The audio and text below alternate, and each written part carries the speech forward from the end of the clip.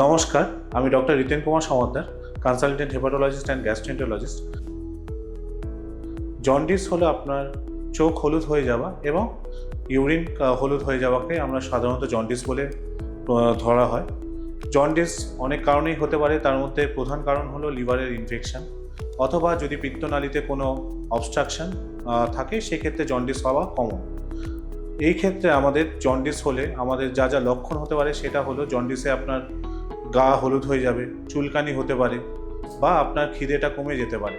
সেই সময় আপনাকে যে কোনো ডাক্তারবাবুর কাছে অ্যাপ্রোচ করাটা ভালো হবে।